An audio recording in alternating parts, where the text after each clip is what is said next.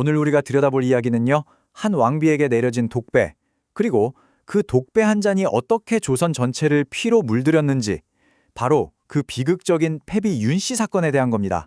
와, 이 말 한번 보세요. 내가 죽고 나면 저 여인은 반드시 화를 일으킬 것이다. 이걸 누가 했냐면요. 바로 남편인 성종이 자기 아내, 그러니까 한나라의 국모를 보면서 한 말이에요. 이게 그냥 화가 나서 한 말이 아니었다는 거죠. 뭐랄까, 끔찍한 미래를 본 사람의 공포 같은 거였어요. 그러니까 결국 이 이야기는요, 한 남편의 공포가 아내의 죽음으로 이어지고 또 그들의 아들이 품은 분노가 나라 전체를 갈기갈기 찢어놓는 뭐랄까 거대한 비극의 도미노 같은 겁니다. 개인의 문제가 어떻게 국가적인 재앙이 되는지 그 과정을 한번 따라가 보시죠. 자, 그럼 이 모든 비극이 어디서부터 시작됐는지 그 배경부터 한번 살펴볼게요. 왕비 윤 씨가 살아야 했던 15세기 조선의 궁궐, 과연 어떤 곳이었을까요? 이 비극이라는 무대에는요, 딱 4명의 핵심 인물이 등장합니다. 먼저 이상적인 유교 군주가 되고 싶었지만 결국 자기 손으로 아내를 죽게 만든 성종, 그리고 유교적 질서 그 자체라고 할 수 있는 시어머니 인수대비가 있죠. 이분은 며느리를 아주 큰 위협으로 봤어요. 그리고 오늘의 주인공, 아무런 정치적 백 없이 궁에 들어와서 이 모든 숨막히는 규칙들과 부딪혔던 패비 윤 씨. 마지막으로 이 모든 진실을 모른 채 자라다가 훗날 피해 복수극을 벌이는 아들, 바로 연산군입니다. 당시 궁궐의 분위기가 어땠는지 알려면 딱 이 책 하나만 보면 됩니다. 바로 내 훈인데요. 이걸 누가 썼냐? 시어머니인 인수대비가 직접 썼어요. 근데 내용이 뭐냐면 여자는 절대 복종하고 감정을 드러내지 말고 특히 질투라는 감정은 아예 없애버려야 한다. 이게 최고의 미덕이라는 거예요. 아니, 질투가 어떻게 없어집니까? 이걸 죄악으로 본 거죠. 패비 윤 씨는 바로 이런 정말 숨막히는 세상 속으로 들어간 겁니다. 자, 그럼 드디어 비극의 주인공이죠. 그 모든 규칙을 깨버린 왕비 윤 씨의 이야기로 들어가 보겠습니다. 도대체 어떻게 궁에 들어와서 이 모든 것과 충돌하게 됐을까요?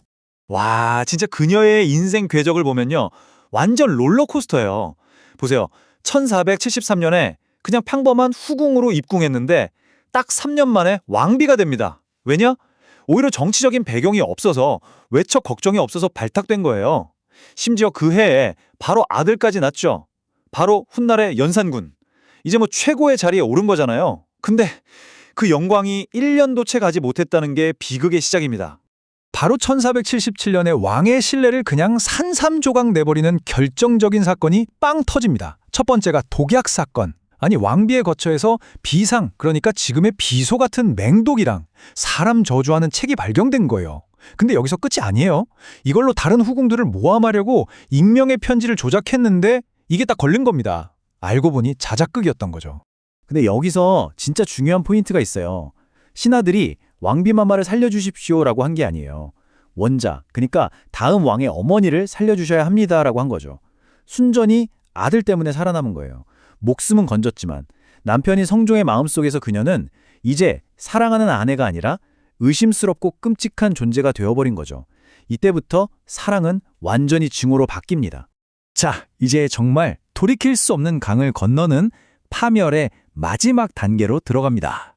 아마 여러분도 한 번쯤 들어보셨을 거예요. 패비 윤 씨 하면 딱 떠오르는 이미지, 바로 질투에 눈이 멀어서 왕의 얼굴에 손톱 자국을 냈다. 이거요. 굉장히 드라마틱하죠. 근데요, 이건 공식 기록에는 없는 야사, 그러니까 썰입니다. 실제 공식 기록인 조선왕조실록에 나오는 진짜 이유는 훨씬 더 무섭고 정치적이에요. 실록이 기록한 진짜 이유들을 한번 보세요.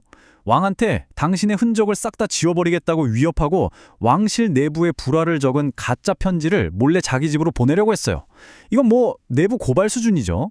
심지어 자기 시중드는 궁녀들한테 우리 아들이 왕 되면 너희 집안은 다 죽었어 라고 협박하고 시어머니들한테는 두고 봅시다 라면서 대놓고 복수를 예고했어요.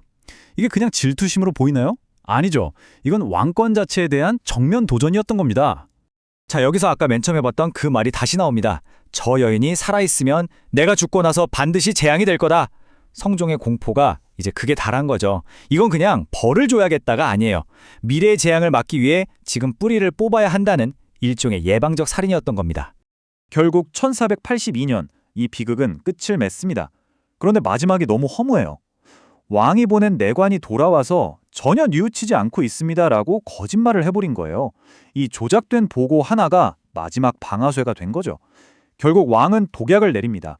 그녀의 나이 겨우 28이었습니다. 하지만 이게 끝이 아니었습니다. 오히려 진짜 비극은 이제부터 시작이죠. 성종이 그토록 두려워했던 미래, 바로 그 예언이 현실이 될 시간입니다. 그리고 22년이라는 시간이 흐릅니다. 왕이 된 아들 연산군은요, 그때까지 자기 엄마가 그냥 병으로 죽은 줄 알았어요. 아무도 진실을 말해주지 않았거든요. 그런데 마침내 모든 진실을 알게 됩니다. 그리고 어머니가 사약을 받을 때 입었던 그 피 묻은 옷을 직접 보게 되죠. 그 순간 수십 년간 억눌려왔던 모든 것이 그냥 터져버립니다. 연산군의 복수가 얼마나 끔찍했는지 한번 보세요. 어머니를 괴롭혔던 후궁들은 자기가 직접 때려 죽입니다. 그리고 어머니의 죽음에 찬성했던 신하들? 이미 죽은 한 명에는 무덤을 파헤쳐서 시신의 목을 잘라버려요. 이걸 부관참시라고 하죠. 독약을 들고 갔던 신하는 똑같이 독약을 마시고 죽게 만들고요. 어머니의 죽음과 조금이라도 관련된 수십 명이 말 그대로 처형당하고 사지가 찢기고 유배를 갔습니다. 조선 전체가 피바다가 된 거죠. 도대체 왜 이런 끔찍한 비극이 일어난 걸까요? 마지막으로 그 근본적인 원인을 한번 정리해보죠. 결국 이 비극을 해부해보면 딱 3가지가 맞물려 돌아간 결과예요.